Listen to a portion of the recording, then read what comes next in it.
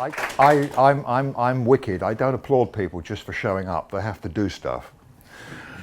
Did any of you catch that story on Slashdot this morning about an experiment to prove the existence of spooky entanglement at a distance? Right? The way this goes is you take two electrons and you make two photons from them, and you take the photons far, far away and you get them married, and the electrons back home all get perturbed. I had an experience like that. So this photon got sent to a galaxy far, far away called Croydon. You can recognize it by its very small star systems. Where 1 week ago today, I started a new contract role with the Ministry of Truth and Justice. Sorry, Ministry of Justice. They got rid of the truth bit. Just around the corner from the Ministry of Justice is a mysterious building containing Home Office Digital. And I was there only this lunchtime talking to your colleague, Darth Vados, about just what you were talking about. So that's Spooky Entanglement 1. I have another one later when Packer's doing something, because it takes a little while. So tonight I'm talking about Packer. Now, Packer's for creating machine images. It's not a provisioning tool. It's not a deployment tool. It's for creating pre-baked images on a variety of platforms. Amazon AMIs, of course, is the primary use case. And unlike Billy, who was smart and did a recording, I should be risking a real demo later. So you can create multiple targets from one source. So you have a single manifest file from which you can create multiple targets in parallel. It's written in Go. It comes from Michio Hashimoto, who you may remember wrote Vagrant. He wrote Vagrant in Ruby, which he realized was a huge mistake, and now all the stuff he's written is now in Go. Okay, so not a configuration management tool, not an orchestration tool. It's also not strictly continuous integration, continuous deployment either. Think of it as one-stop hop continuous deployment. Now, lots of places work like this. You don't do true continuous deployment, commit, test, deploy, straight to production. You'll have an artifact repository in between. Now, typically that artifact repository contains the builds from your developers, but it can also contain builds of target environments in which to run stuff. So that's what you get here. You bake an AMI.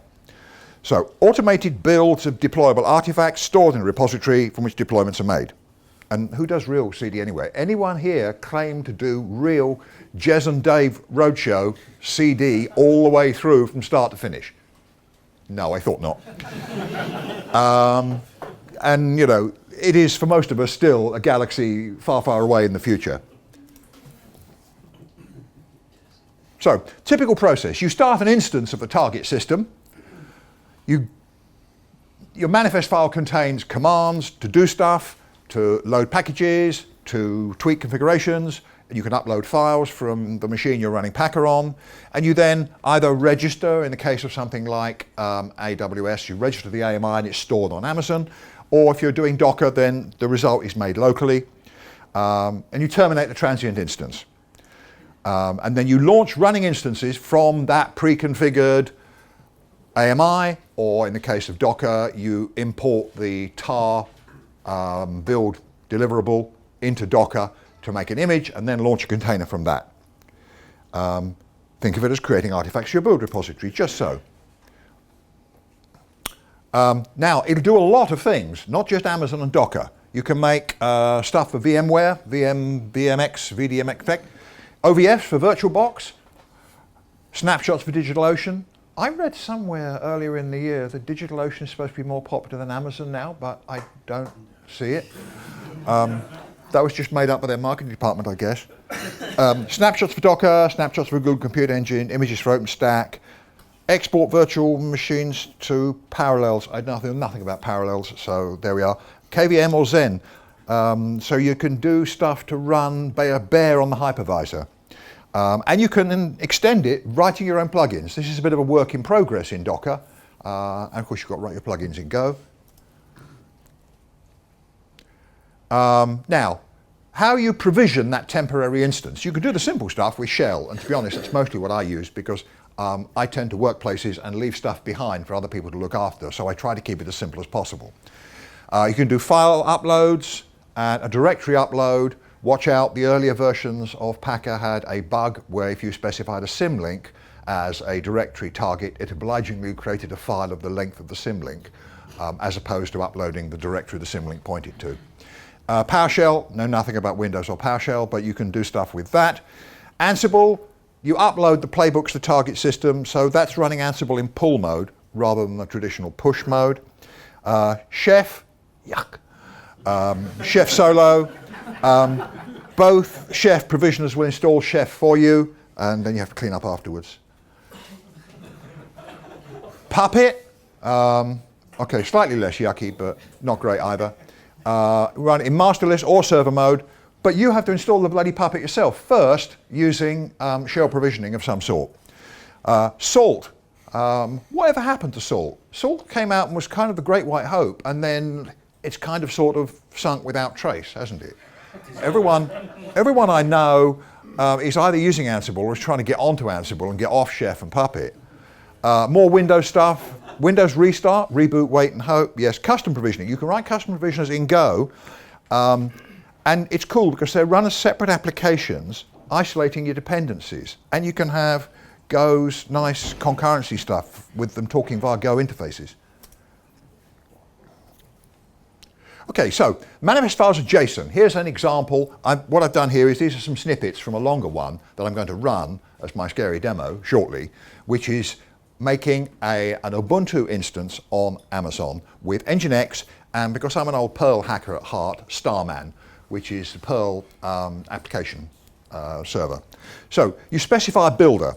So in this case, it's Amazon with EBS-backed storage. You put in your Amazon access and secret keys, which mysteriously I've grayed out. You tell it what size machine you want to use for building the transient instance. That's not the target, because that you can specify when you launch the AMI. Region,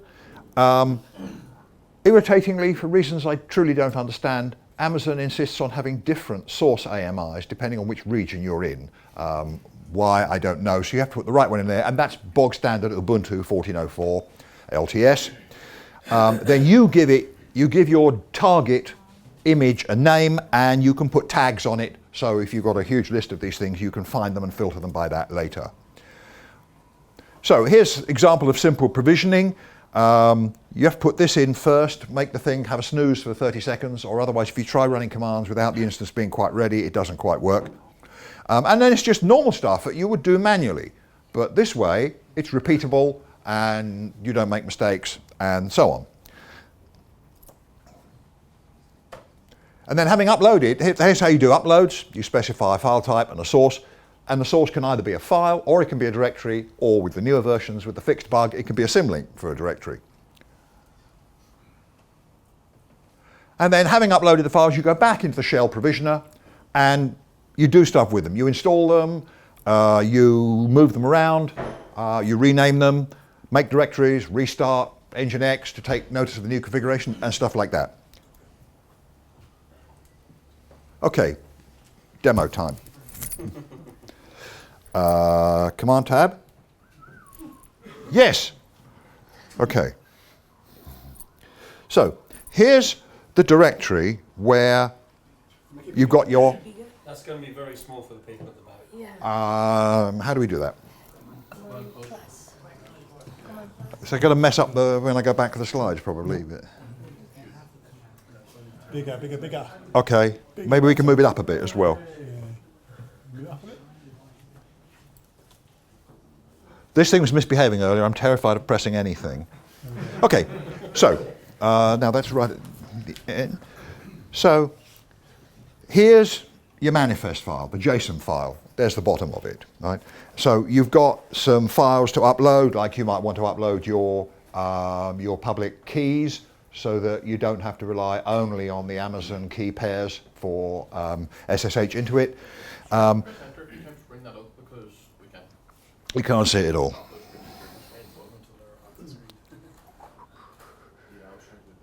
Better? Okay. So and there are various files, cron files, the configuration for Starman, the configuration for Nginx.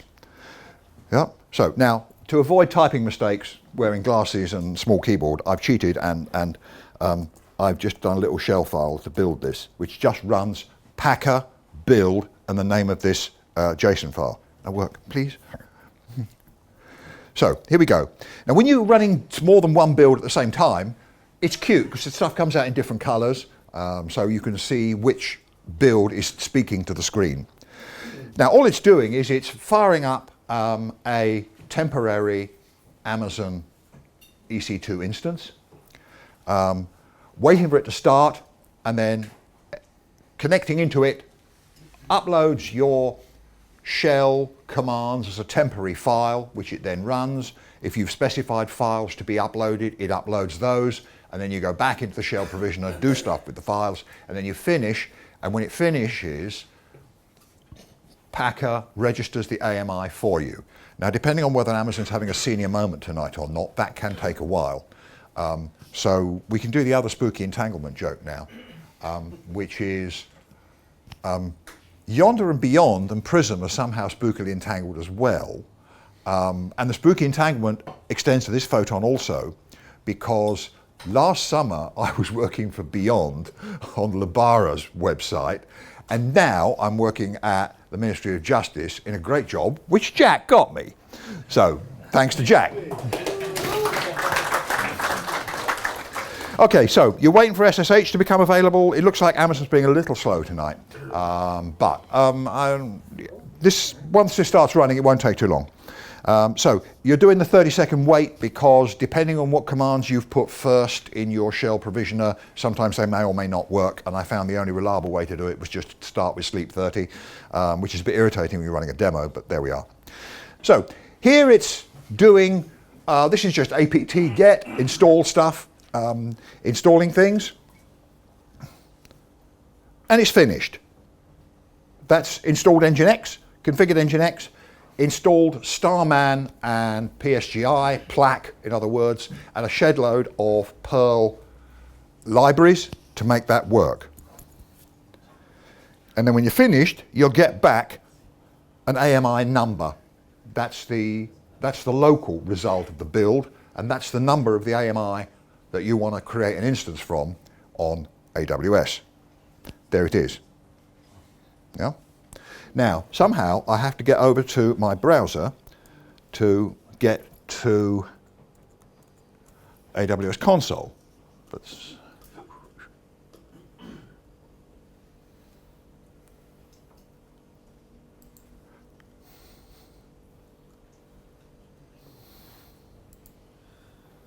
You can tell I'm paranoid, can't you? On the other hand, in 30 years, I've never had a virus.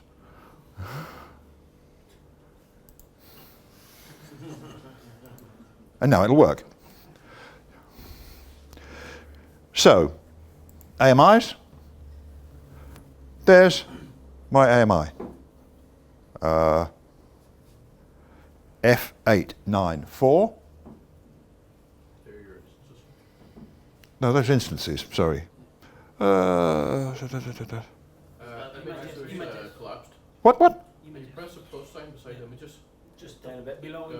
Just below instances. The plus. 4 lines down. Images. Oh yes. So I'm too close to the screen. There we go, and it's registering it now, and it's not quite ready because Amazon is having a slightly senior moment tonight. There's one I tried earlier. In best Blue Peter traditions, in case that didn't work, I would be able to launch from that one instead. So come on, work and be ready, please. Amazon goes through kind of cycles, doesn't it? It gets very slow, and then they buy a bit more kit, and it gets faster, and then it goes slow again, and so it goes.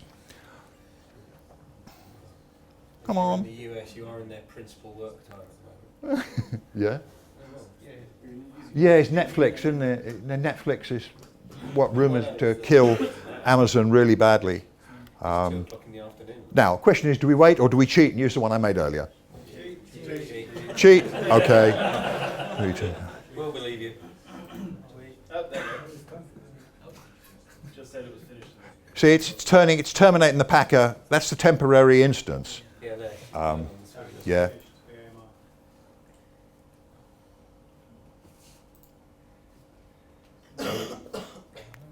So F894 appears to be ready now. Fingers crossed. Okay, so we'll make T2 small because it's not doing very much, and I'm paying the bill for this. Have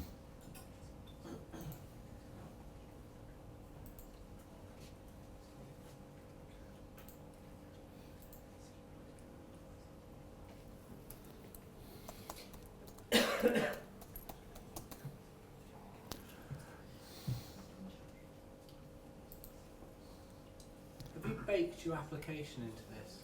Sorry.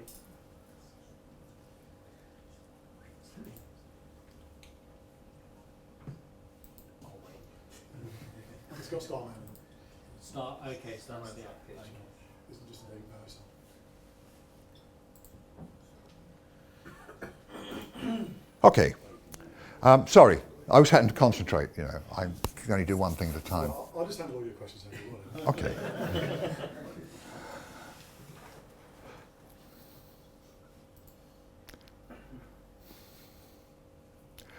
So here's our new instance, cranking up slowly. Meanwhile, I'll get the IP address for when it's actually working.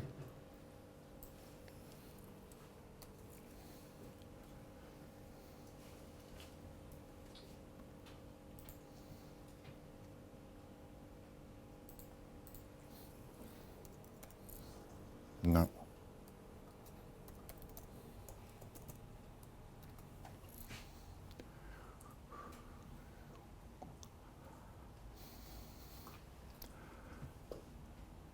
Not quite ready yet.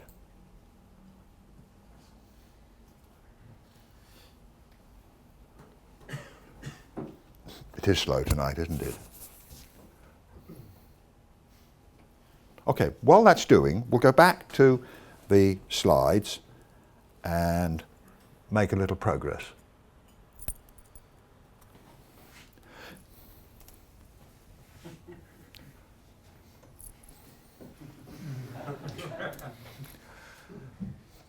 So, as I'm wearing a Docker t-shirt, I thought I ought to do one of these. So, it's quite a bit simpler with Docker because you haven't got to specify all the stuff about connecting to Amazon, AWS and all that kind of thing. So, it's a very simple one here which just does Docker and Nginx. So, you tell it it's Docker and you want to pull the Ubuntu image from the Docker repository and that is the result. That'll be a tar file.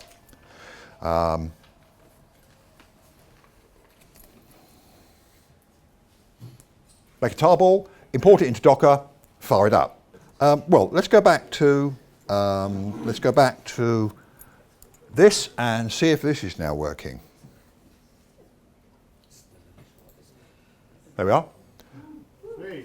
And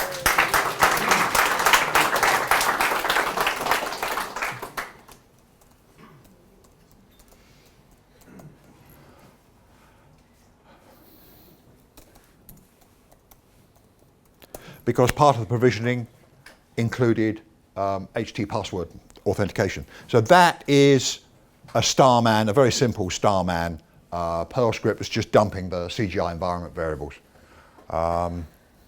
Well, it looks like here endeth the demo on account of no SSH. From the same stable, Michio Hashimoto's gone on to write two really interesting programs. Consul and Terraform. Terraform is kind of like CloudFormation, but platform agnostic. So in theory, you'll be able to do the kind of thing you could do with CloudFormation when it was working in multiple platforms. This one, I think, is probably the most interesting one that he's written. Consul is getting widely used in Docker deployments as a way of doing DNS and information sharing and so on across fleets of Docker containers. And I think this is probably the one where he's going to end up making actual money. And good luck to him because he writes damn good code. Bugs are rare. Luck have it, I found one. There we are. His code is excellent. So that's Packer. Packer's a tool for making your images, which you then reuse multiple times in your deployments. Thank you.